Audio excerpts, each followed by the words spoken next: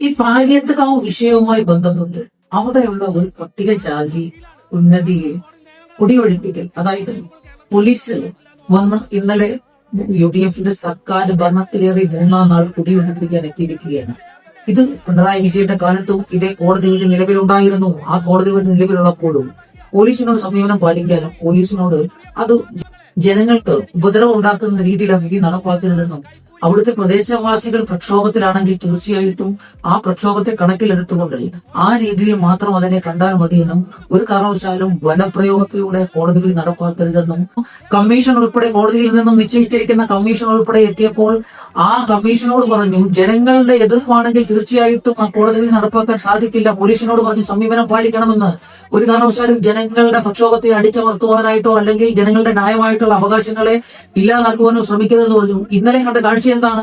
സാധാരണപ്പെട്ട വയോജനങ്ങളടക്കം ചെറുപ്പക്കാരും അതുപോലെ ഗർഭിണികളും സ്ത്രീകളും അടങ്ങുന്ന ഒരു സംഘത്തിന് നേരെ പോലീസിന്റെ തേർവാഴ്ചയല്ലായിരുന്നു. എവിടെയാണ് നടക്കുന്നത്? മുഖ്യമന്ത്രിയുടെ ജില്ലയിലെ എറണാകുളത്ത് തന്നെയാണ് നടക്കുന്നത്. ദാമോദരൻ മേനോൻ സതീശനെ താങ്കൾ കയറി 3-ാം നാൾ തന്നെ കോടതി വിധി അങ്ങ് നടപ്പാക്കാൻ പോലീസിന് അനുമതി കൊടുത്തിരിക്കുകയാണോ? എത്ര കോടതി വിധികൾ ഉണ്ടായിട്ടുണ്ട്? എത്ര എണ്ണം നടപ്പിലായിട്ടുണ്ട്? വളരെ വലിയ ചർച്ചാ വിഷയമായിട്ട് മാറിയ കോടതി വിധികൾ ഉണ്ടല്ലോ. നടപ്പിലാക്കിയിട്ടുണ്ടോ? എത്ര കോടതി വിധികളുണ്ട് ഇവിടെ?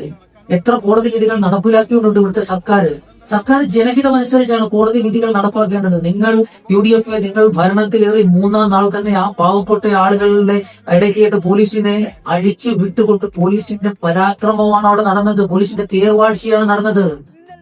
ജലപീരങ്കി പ്രയോഗിക്കുന്നു, ലാത്തിചാർജ് നടത്തുന്നു, പാവങ്ങളെ റോഡിലൂടെ വലിച്ചിഴയ്ക്കുന്നു. എന്തൊരു കഷ്ടമാണ് ഇവിടെ. അത് പറയുമ്പോ കുറെ ആക്ടിവിസ്റ്റുകൾ ഉണ്ടായിരുന്നല്ലോ, കുറെ ദളിത് സംഘടനകൾ ഉണ്ടായിരുന്നല്ലോ. ഈ ഒരു അക്രമം എന്തേ നിങ്ങളുടെ കണ്ണിൽപ്പെടാഞ്ഞത്? അവിടെയും സമരമുഖത്തുള്ളതാരാണ്? CPM ആണ്. കഴിഞ്ഞ 5 വർഷവും ഇടതുപക്ഷ സർക്കാർ ഭരിക്കുന്ന കാലത്തും CPM പ്രക്ഷോഭത്തിലായിരുന്നു. ഈ കോടതി വിധി നടപ്പാക്കാൻ പാടില്ല എന്ന് പറഞ്ഞുകൊണ്ട് തന്നെ ഒരു ജനകീയ പ്രക്ഷോഭത്തിലായിരുന്നു അവിടുത്തെ നാട്ടുകാർ. അതിന് നേതൃത്വം കൊടുക്കുന്നത് communist party of India Marxist ആയിരുന്നു. ആക്ടിവിസ്റ്റുകൾ, ഞാൻ നേരത്തെ സൂചിപ്പിച്ചിട്ടുണ്ട്, കപട ആക്ടിവിസം ചമയുന്ന ആളുകളുണ്ട്. അതായത് രാഷ്ട്രീയ ലാഭത്തിന് വേണ്ടി പ്രവർത്തിക്കുന്ന ആക്ടിവിസ്റ്റുകളും സാമുദായിക സംഘടനകളും ഉണ്ട്. ജനങ്ങളുടെ ഹിതമനുസരിച്ച് വേണം, ജനങ്ങൾക്ക് ഉപകാരപ്രദമാകുന്ന രീതിയിൽ വേണം. ജനങ്ങൾക്ക് ബുദ്ധിമുട്ടുണ്ടാകുമ്പോൾ അവിടെ വേണം നിങ്ങൾ ഇടപെടാനായിട്ട്.